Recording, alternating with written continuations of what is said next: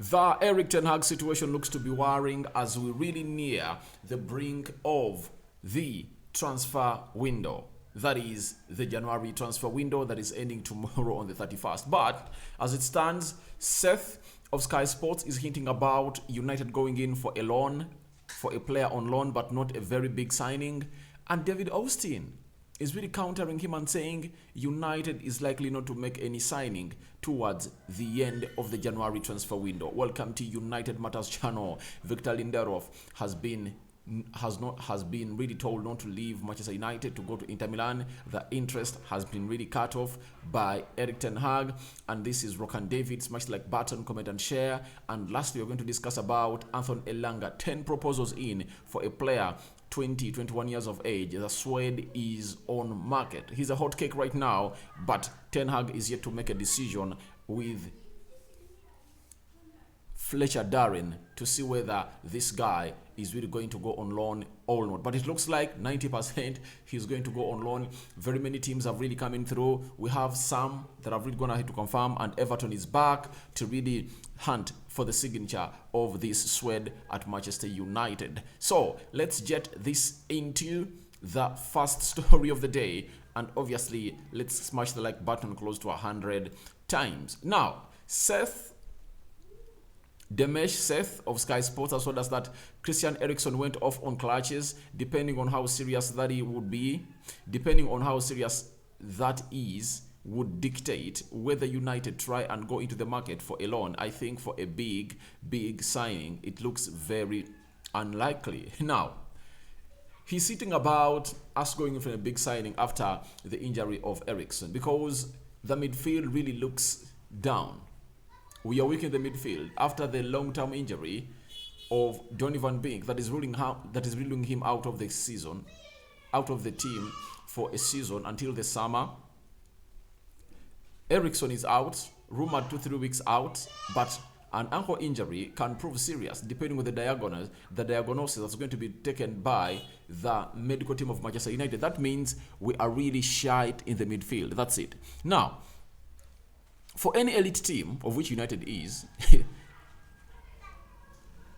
it's not easy. Any elite team that is good at really wanting trophies would have gone ahead to back Erik Ten Hag in such a moment, because for Weghorst, we said, all right, let him come in through, but we got him on loan and we paid 3.5 million euros only to get in that player. Now, Eriksen has gotten an injury, and before Eriksen got an injury, Ten Hag was really pushing to see to it that he finds a moment of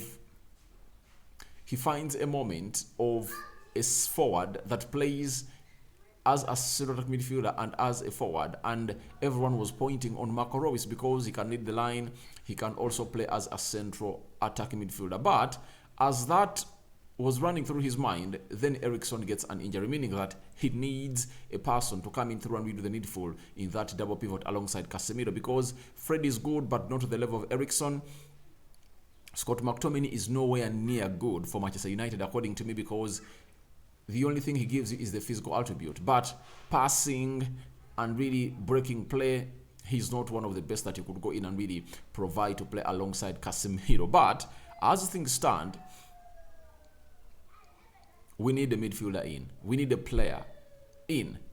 But Seth is telling us that United is willing or might be thinking of making a loan move for a player. Now, that means the agents are really offering their players to Manchester United. And you never know, by the end of today, there might be a story breaking in through that maybe United are really going to get that done and dusted. You get? But don't expect any big signing. That's it. Don't expect any big signing because there is no money for United to go on and really do that. They've told us that they don't have money. Will they break the bank as they did on Bruno Fernandes? Because the reason as to why Bruno Fernandes came into it was because Scott McTominay and Paul-Ebere Pogba were injured in the January transfer window, and United went in for Bruno Fernandes. But this time round, we've only gone for Weghorst, a player on loan, and it is not even known whether we are going to go in for another player. So if at all you expect a big signing, it's unlikely. but United is expected to go all out and really find out a loan of a player that maybe could suit the levels of Erik ten Hag. Gravenberch would have been one of those, but Bayern said, we are not selling this player, we are having him in our plan. So it shows you how unlikely that deal is expected to happen. But David Austin has come out and really said, these are my thoughts. These are the thoughts, all news I'm getting around Manchester United. He's telling us that Manchester United remain unlikely to make any further additions this month beyond signing Wout Weghorst on loan. Now, no more signing. That's what David Austin is saying. Now, if you know the credibility of David Austin, you know what it's all about. It's like a ceiling that we are not getting any player. You get? Seth of Sky Sports is credible, but you cannot put him in the same statement with David Austin as far as getting credible news is concerned. David Austin has broken stories that no one had no idea about that they are happening. That's it. So, I believe David Austin is right. Ten Hag's worry is increasing. No signings are expected. That's it. It's unlikely, because if at all it was likely, according to me, there would have already been some movement. I remember with the signing of a player called Odion Igalo. I think it was on the 30th that movement started, 29th, movement started, and on the 31st, I think everything got done and dusted. And United announced a deal of Odion Igalo. But right now, I see no movement. What does that echo to you in your mind? Simple. That either we are still searching for players that are really available on loan, on a cheap, or the board has told Ten Hag, we cannot do anything for you. We cannot do anything for you. So that is what David Austin is telling us, that beyond Wout Weghorst, we shouldn't expect any signing for Manchester United in the remaining 2 days of the January transfer window, which is going to be bad for the manager.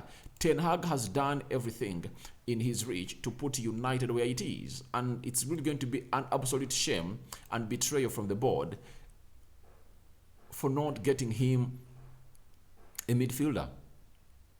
You get? We are having very many games to play, and I don't know how everything is going to go on and pan out. You get?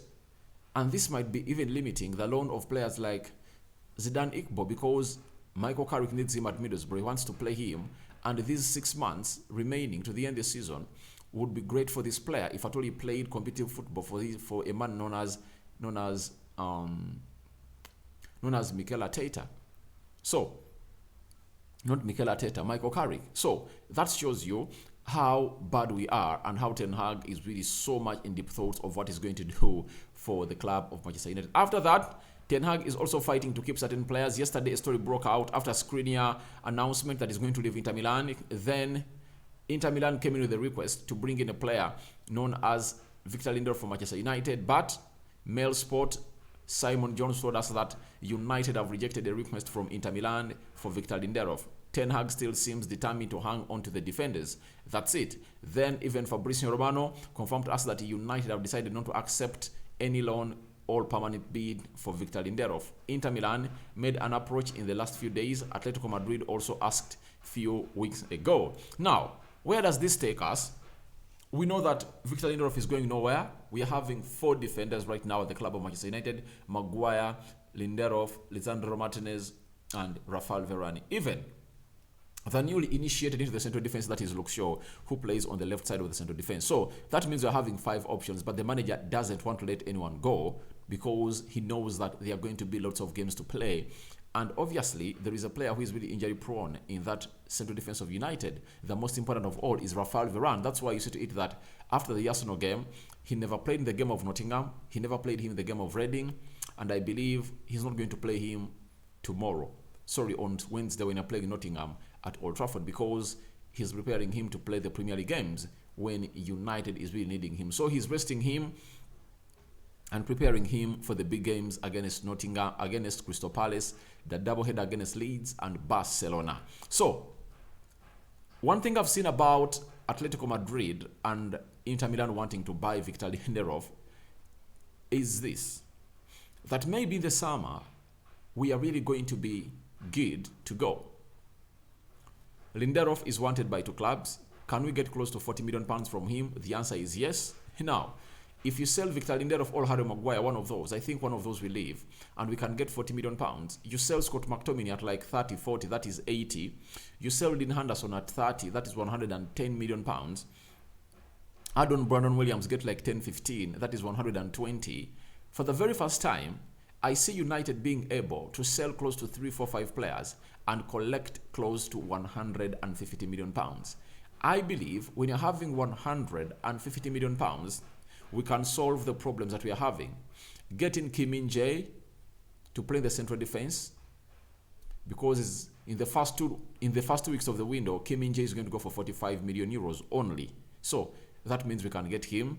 Secondly, you look at the right back position, depending on whether Bissaka will be on for sale or not. If at all is on for sale, get some £30 million. Then you can get that money and really get in Frimpong or another player that can really get the job done. Maybe Ten Hag might be considering Ethan Lear to return and really get that job done at the right back of Manchester United.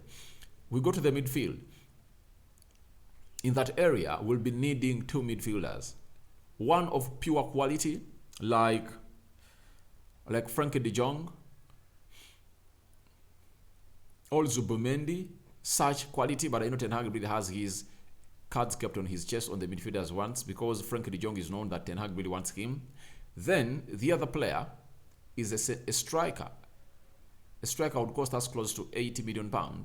So I believe we will be in a better position to go ahead and really do the needful and really bring in players that are really going to help the club of Manchester United. So I believe that will be a boost for us if at all we can really let off go either Harry Maguire or Victor Lindelof, because the market is there and they are needed. So they need to be sold and really fund the new replacements, because Ten Hag looks like he's not ready to really massage those players at Manchester United, because they failed to fit in, especially Harry Maguire, as it's being reported. Now, Manchester United have received 10 proposals for Anthony Elanga. PSV are pushing no green light from United as of now. Decision to be made in final 24 to 48 hours. That is Fabrizio Romano. So it shows you how Anthony Elanga is really on high demand. But I believe PSV would have been okay. Borussia Dortmund would have been okay. But there is this club that is really trying to come out and really say, we need this player. However much they've brought in a new manager known as Sean Dyche, they are pushing to get a player known as Elanga. Everton are also among the clubs keen to sign Anthony Elanga on loan. United, however, are relatively low on attacking options, and with little opportunity or finance to source a replacement, the probability is that Anthony Elanga or Pelestri will stay. That is David Austin for you. But for me, I believe Pelestri is going to stay. He has gone ahead to prove to the manager that I can come out and put in a shift in any type of game you put me in. Amidst me having a low center of gravity, I can get a job done for you in a nick of time. That is Pelestri. But Elanga looks like he's going out. But where is he going? Fabrizio is confirming to us that 10 proposals have been put on the table of Manchester United interested in the signature, in a loan signature of Anthony Elanga. But we only know 3 teams. We only know of 3 teams. PSV, Borussia Dortmund, and Everton. So, if you were Darren Fletcher and Erik ten Hag, where do you send Anthony Elanga? To me, PSV or Borussia Dortmund would have been bad, because they are known for grooming players. Look at Xavi Simons, who is playing on loan from PSV, from PSG to PSV. He's playing very well. I believe you send him that side. Look at Madueke. He was there. He has played for like 1 or 2 seasons there in PSV. Chelsea have gone ahead to sign him, meaning that Ruud van Nistelrooy can really do a very good job for a player known as Anthony Elanga. But it would also depend on what the plan of Ten Hag is. But keeping these 2, Pelestri and Elanga, is not going to happen. Why? Sancho is back. Sancho is back. And the return of Sancho has really propelled the sale or the loan of Anthony Elanga to come to materialization. And I believe he needs it, because right now we are not near anywhere signing a player in the attacking positions. But I think we are not shy in the attacking positions. We are really having lots of options. Sancho, Rashford, Garnacho. That is on the left. Center forwards, Martial, Rashford, Weghorst. Right, Anthony, Sancho, Pelestri. So we are having very many options, close to 3 options per position, especially in the wide attacking areas of the midfield, meaning that the only position we are short in is the central midfield, where we lost Ericsson. Not so? So guys, your reactions to United unlikely to sign in one more player are welcome in the comment section below. Tell me your thoughts about Victor Lindelof being denied a move to Inter Milan and the 10 proposals for Anthony Elanga. Where would you let him go if at all you are Erik ten Hag and Darren Fletcher? May the Almighty God bless you abundantly. First video of the day. More is yet on to our menu coming through. Harry Maguire. Teams are really in for him. Would you let him go now, or you keep him until the end of the season? Harry Kane back on the ladder. Obviously, Ten Hag preparing for the game of Nottingham Forest on Wednesday. All that and more in our next episode. Rokan David is my name. I sign out. Don't forget to subscribe and smash the like button endlessly.